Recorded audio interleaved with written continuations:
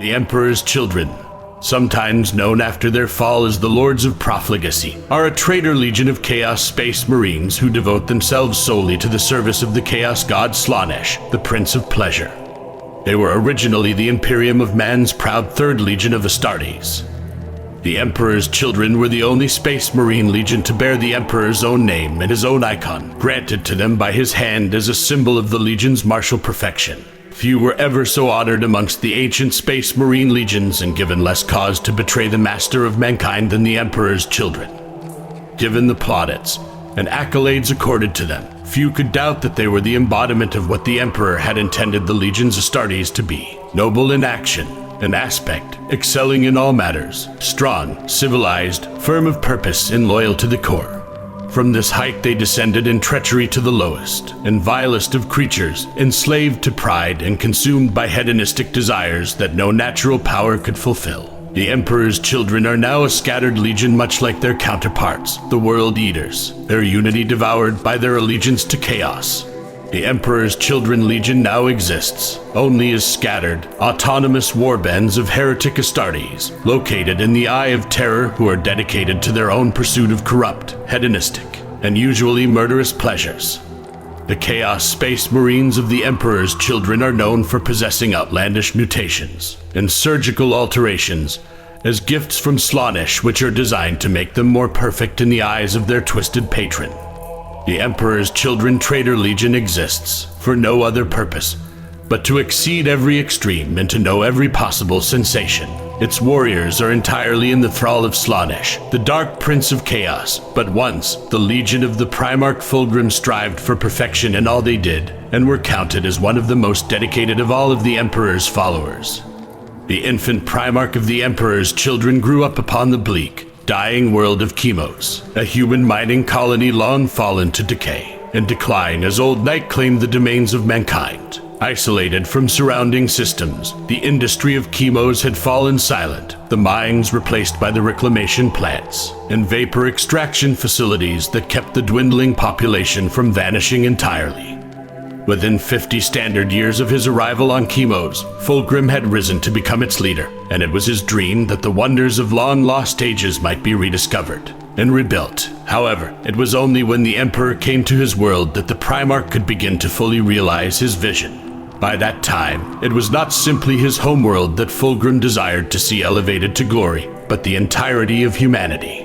When Fulgrim was introduced to the Space Marine Legion that shared his genetic inheritance, he found not a resplendent host as did so many of his brothers, but a mere 200 battle brothers.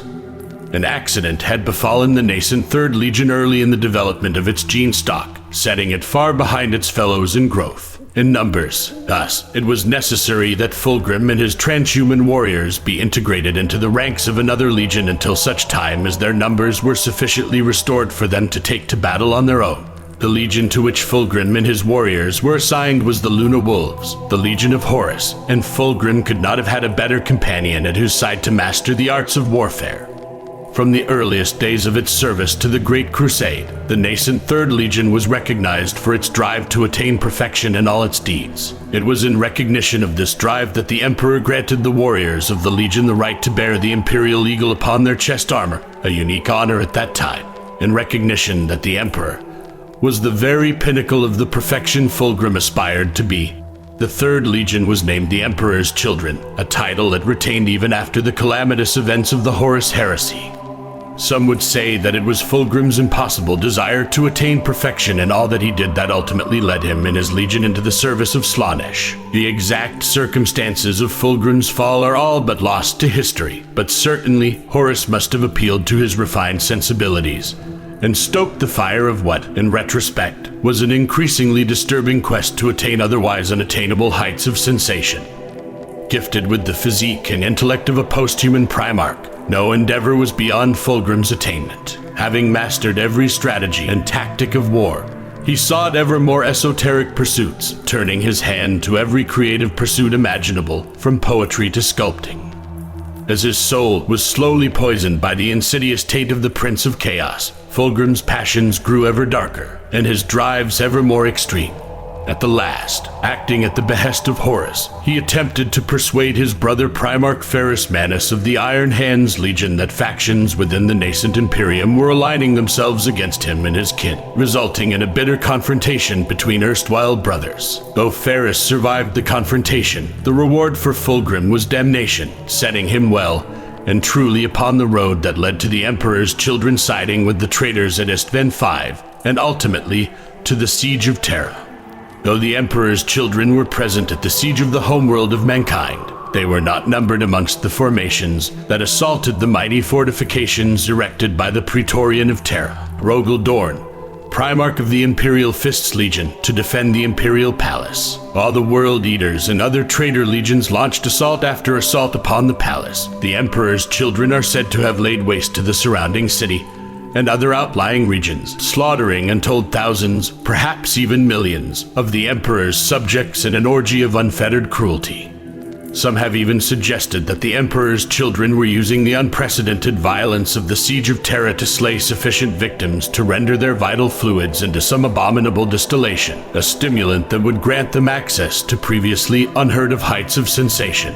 In the end, the Siege of Terra was lifted when the Emperor slew the arch-traitor Horus, and the Emperor's children were driven from Terra along with the rest of the traitors.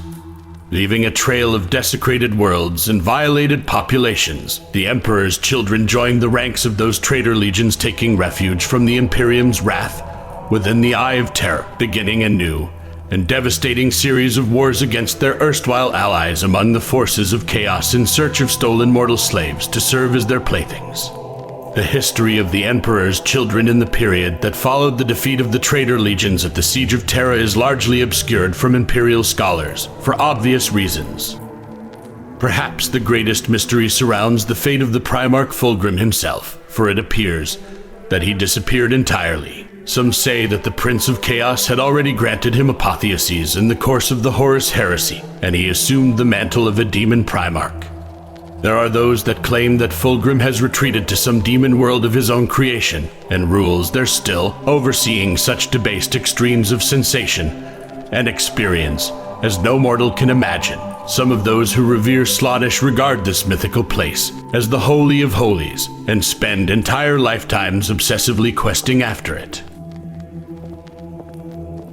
The earliest recruits to the Emperor's children were recruits gathered from Europa during the Unification Wars. Noble houses, such as House Loculus of Camargue, selected the finest of their youth and gave them to the Emperor following their defeat by his Thunder Warriors as tribute for their previous defiance.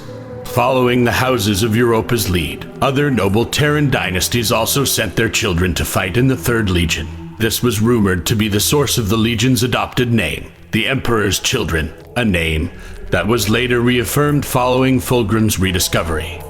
One distinction with the early days of the Emperor's Children was that they willingly cooperated with, and even led the young Imperial army into battle during the Unification Wars, something other legions saw as disdainful. Leading lesser troops seemed natural for the aristocrats of the Legion. Perfectionists, even before having been reunified with their Primarch, the Legion became known to efficiently execute and exceed the Emperor's own expectations.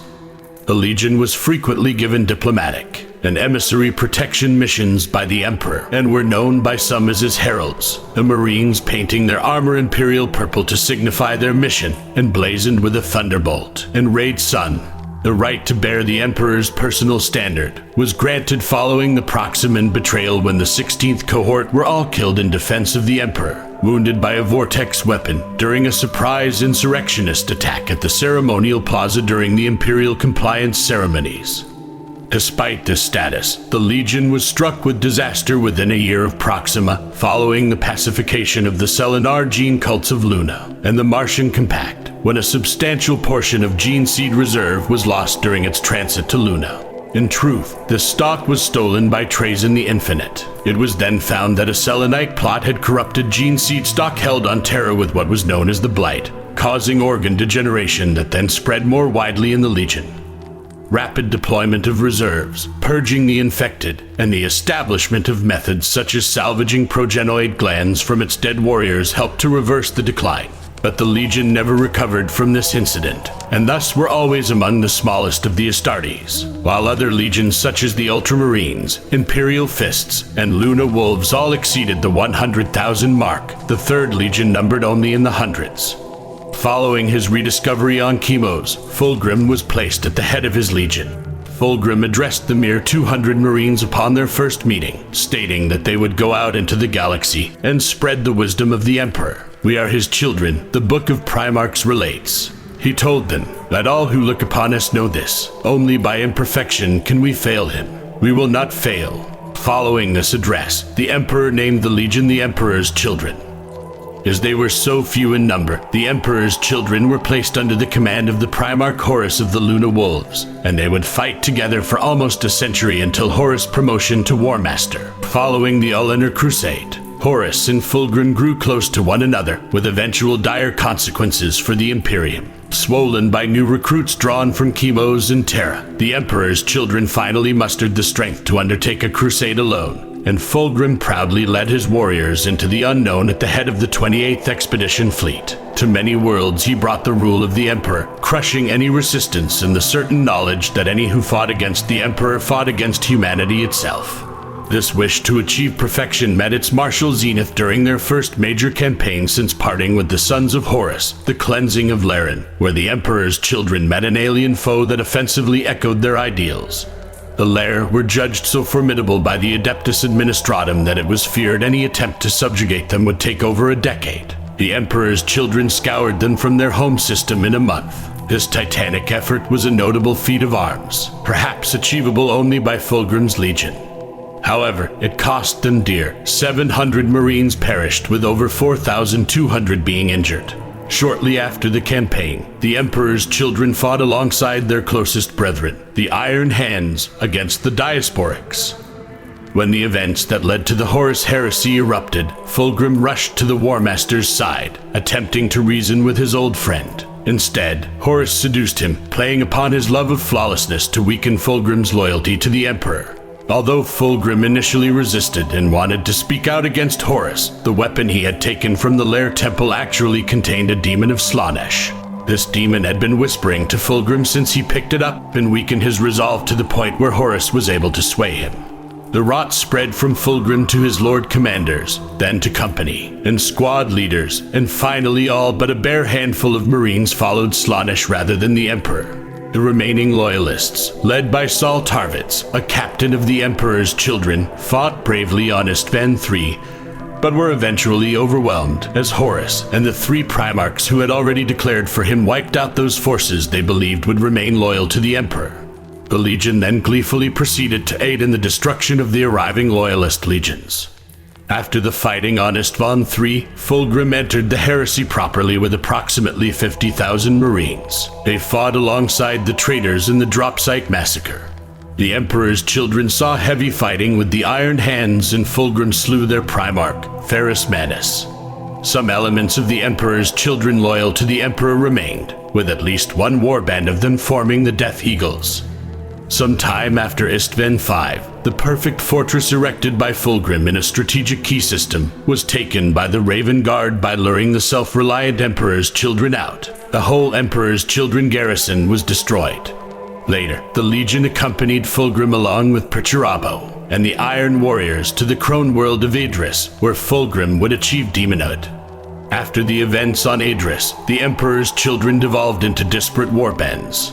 While most accompanied Fulgrim as he rendezvoused with Horus, several warband leaders arose who undertook their own sadistic raids into Imperial territory.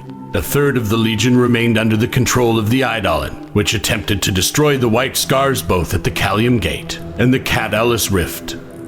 After Horus ordered a muster for all traitor forces to converge on Ulnar in preparation for the final drive on Terra, Fulgrim was still nowhere to be found and the Emperor's children still leaderless. However, Lorgar was able to find the Primarch inside the Palace of Slaanesh and used Zardu Layak to bind him to his will with his true name. Now forced to rejoin the war, Fulgrim let out a cry that rippled across the warp. All across the galaxy, the various Emperor's children's warbands heard the cry of their Primarch and rushed back to his side. Due to the blessing of the gods, warp trips that should have taken weeks took only hours, and soon the Emperor's children were whole once more under the leadership of Fulgrim. Fulgrim was eventually freed by Layak, and the Emperor's children pledged themselves to Horus for the assault on Terra. All trace of decency amongst the Emperor's children had vanished by the time they partook in the siege of Terra. While other traitor legions assaulted the Imperial Palace, the Emperor's children embarked upon a spree of terror and gratification amongst the helpless citizenry of Terra. Billions of defenseless civilians were slaughtered and rendered down to create endless varieties of drugs and stimulants, countless thousands more dying to provide the legionnaires with more direct and cruder pleasure.